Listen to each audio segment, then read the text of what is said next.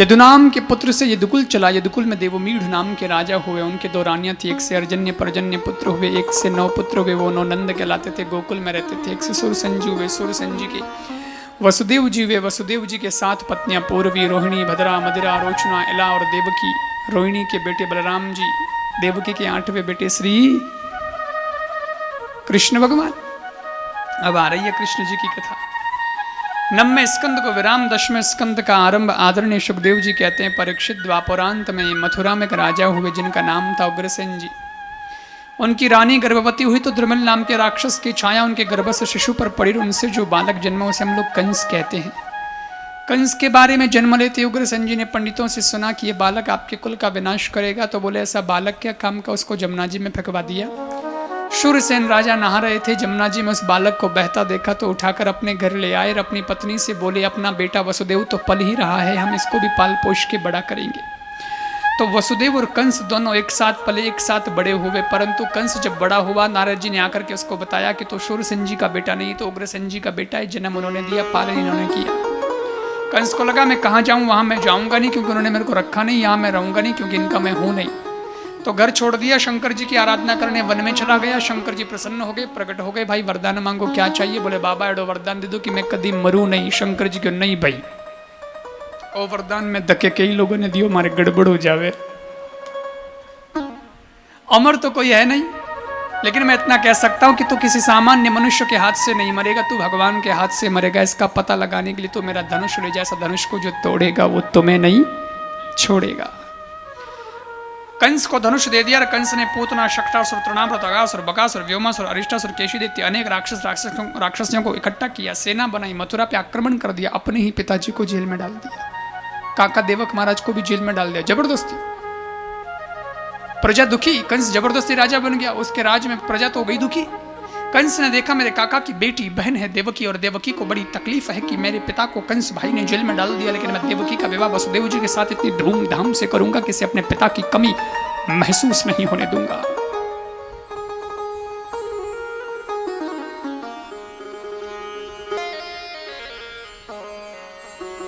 वसुदेव जी के साथ देवकी का विवाह कर दिया। स्वयं ससुराल पहुंचाने के लिए गया। बीच रास्ते में आकाशवाणी हुई, पथि प्रगृहरणं कंस आभास्याः शरीरवान् अस्यास्त्वामष्टमो गर्भो अन्तायां रहसे बुध। अरे कंस, जिस देवकी को तू रथ में बैठा कर ले जा रहा है, इस देवकी का 8वां गर्भ बालक तेरा काल होगा। ये बात सुनते ही कंस ने रथ रोक दिया, देवकी के केश पकड़े, उसकी चोटी पकड़कर नीचे गिराया, म्यान में से तलवार निकाली, गर्दन पर रखकर बोला, न रहेगा बांस न बजेगी बांसुरी, जब देवकी कोई जिंदा नहीं छोड़ूंगा तो देवकी के गर्भ से 8वां बालक कैसे जनेगा। मारने तैयार हो गया देवकी को, पर वसुदेव जी ने बीच बचाव किया। क्या कर रहे हैं आप, लोग क्या कहेंगे, जरा सोचा है कि बड़ा भाई बनता था, अपनी बहन की शादी क्या की, बहन को ही मार दिया खुद ने अपने हाथों से। नाक तुम्हारी कटेगी, इज्जत समाज में तुम्हारी जाएगी, बेइज्जती हो जाएगी। देवकी से नहीं, देवकी के 8वें बालक से आपको भय, तो मैं आपको वचन देता हूँ, देवकी के जितने भी पुत्र होंगे सब लाकर आपको सुपुर्द कर दूंगा। कंस ने कहा जब तक जेल में रहना पड़ेगा रह लेंगे। वसुदेव देवकी को जेल में डाल दिया।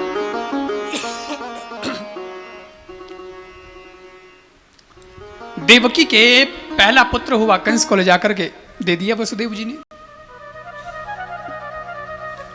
कंस ने कहा ये तो मेरा प्यारा सा भांजा है, पहला ही तो है, इसको ले जाओ, इससे कोई खतरा नहीं, 8वां हो तो लाना।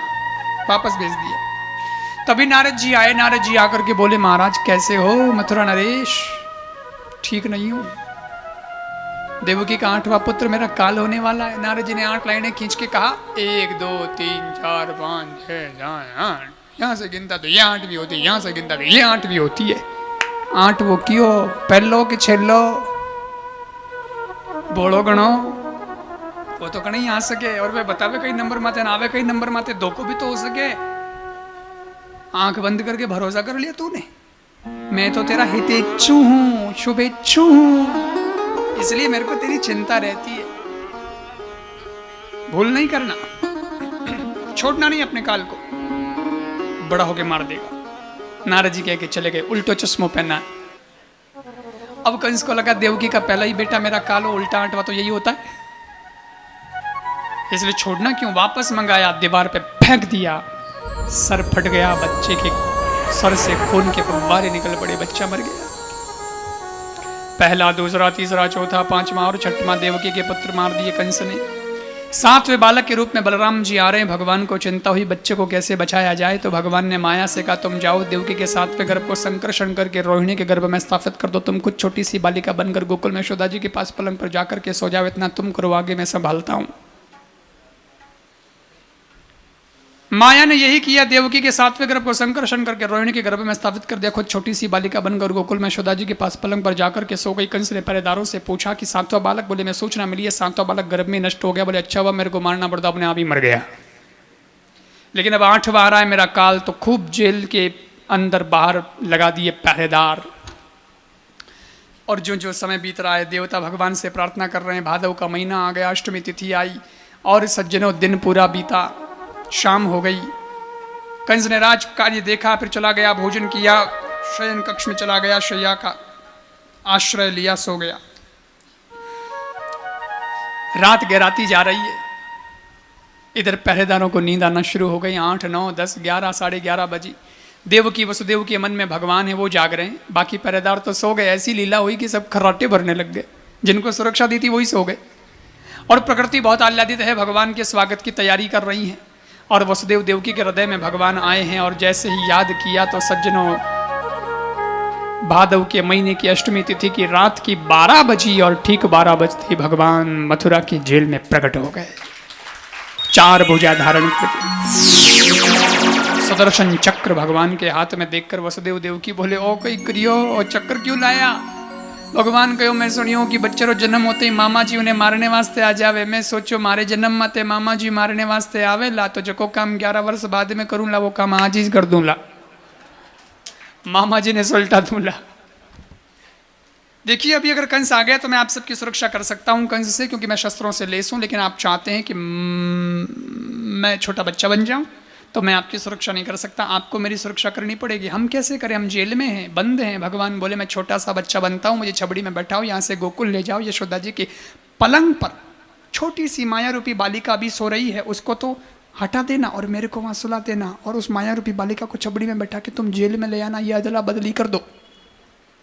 हम कैसे करें, हमारे हाथों में हथकड़ियाँ, पाँव में बेड़ियाँ। भगवान ने कहा इसकी चिंता छोड़ो, मैं आ गया हूँ तो व्यवस्था हो जाएगी। बहवा प्राकृत शिशु, भगवान ने शिशु का रूप धारण कर लिया। देवकी मैया के स्तन से दुग्ध धारा निकल पड़ी, भगवान का लाड़ दुलार करने लगी, कितना प्यारा बालक है। लेकिन वसुदेव जी ने कहा देवी परिस्थितियां विकट है, ये लाड़ दुलार का समय नहीं है। अभी कंस के आदमियों को कहीं पता चल गया तो जल्दी करो, दे दो। भगवान को लिया, छबड़ी में बैठाया, सर पे लिया, हाथों की हथकड़ियां खुल गई, आगे बढ़े, पाँव की बेड़ियां खुल गई, आगे बढ़े, ताला खुल गया, कुंदा खुल गया, दरवाजा खुल गया, सारे दरवाजे ऐसे खुल गए, पहरेदार सोते रह गए। वसुदेव जी आ गए जेल से बाहर, सामने है श्याम सुंदर यमुने महारानी, और महारानी यमुना उछाले बढ़ रही है, तेज प्रवाह में है। निवेदन किया रास्ता प्रदान करो माँ। माँ ने रास्ता प्रदान किया, रिमझिम बारिश हो रही है, शेषनाग जी ने छाया कर दी, यमुना पार कर दी। वसुदेव जी ने आ गए गोकुल, यशोदा जी के कक्ष में प्रवेश किया। पलंग पर माया रूपी बालिका सो रही, उसे धीरे से हटाया, मैया यशोदा की नींद ना खुलने पाए, ये ध्यान रखा, और भगवान को धीरे से सुलाया।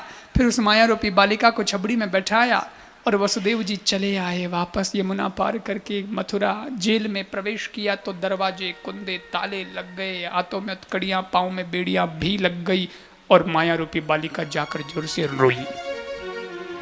पहरेदारों की अब नींद खुली, ये दौड़ते हुए गए, कंस को जाकर समाचार दिया, महाराज कंस 8वां हो गया, 8वां हो गया, आपका काल जन्म गया। कंस ठोकरे खाता हुआ आया, देवकी 8वां बालक मुझे दो। भैया ये बालिका है, आपको तो बालक से भय था, ये बालक होना था, बालिका कैसे हो गई। पापी तो हूं, लेकिन इतना बड़ा पापी नहीं कि इस बच्ची को मार दूं। पहरेदारों ने कहा इस बच्ची का जो बच्चा होगा ना वो आपको मारेगा, ये देवताओं की चाल है, आप समझो, क्यों छोड़ रहे हो। कंस ने कहा तो इसी को मारना अच्छा, जबरदस्ती ले लिया। देवकी की गोदी से पुत्री को छीन लिया और बच्चों की तरह उसे भी धरती पर पछाड़ने का प्रयास किया और वह योग माया बन गई। अष्टभुजाधारी देवी बनकर कंस के मस्तक पर चरण का प्रहार करके आकाश में चले गए। कंस, तू मुझे क्या मारेगा? तुझे मारने वाला तो कभी जन्म ले चुका। माता जी कहाँ जन्म लिया? जरा गांव का नाम तो बताती जाइए। बोले इतनी बोली कोनी, यत्र को बा, ये थोड़ी बताऊंगी, पर जन्म ले लिया है, सुरक्षित स्थान पर पहुंच चुका है तेरा काम। वो गायब हो गई और कंस को टेंशन दे गई। अरे रे रे रे रे, तो ध्यान रखियो, तो यूं होगी, वो यूं की करोगी। लोग कहते हैं ये क्या है, ऐसे कैसे हो सकता है कि भगवान आए तो पहरेदार सो गए, माया आई तो जग गए, ये क्या है? अरे यही तो बात है। भगवान यानी सात्विक सत्ता, जब सात्विक सत्ता आती है तो दुष्ट सत्ता सो जाती है। और आए तो देखो वसुदेव जी बंधन से मुक्त हो गए और माया आई तो बंध गए। यही तो बात है, भगवान आते हैं तो जीव बंधन माया से मुक्त हो जाता है, लेकिन माया का आश्रय लेता है तो फिर बंध जाता है। ये ऐसे उसके अर्थ हैं बड़े गहरे। इसलिए कथा के पीछे प्रतीकात्मक अर्थों को समझना। कंस बहुत टेंशन में है, बहुत ध्यान रखा, फिर भी चला गया, अब क्या करें? पर कंस की चिंता कंस को सौंपो, अपने को क्या करना? भगवान का आना कंस के लिए चिंता का विषय है, पर भक्तों के लिए आनंद का विषय है, हर्ष का विषय है। तो भक्तों को तो आनंद है, कंस जैसों को तकलीफ है, तो होने दो उनको, तो ऐसों को तो तकलीफ होनी ही चाहिए। लेकिन भगवान के भक्त बड़े आनंद में हैं। परंतु रात में भगवान आए हैं, अभी तो सो रहे हैं, मैया भी सो रही हैं, किसी को पता नहीं है। 12 बजे आए थे ना, मैया यशोदा को ही नहीं पता। कल पता चलेगा गोकुल में, तो फिर उत्सव मनेगा, क्योंकि नवमी को पता चला था तो उत्सव हुआ था, नंदोत्सव। तो आपा भी भगवान आज आया है, आज भगवान ने विश्राम करवा दो, काले भगवान रो नंदोत्सव मनावाला।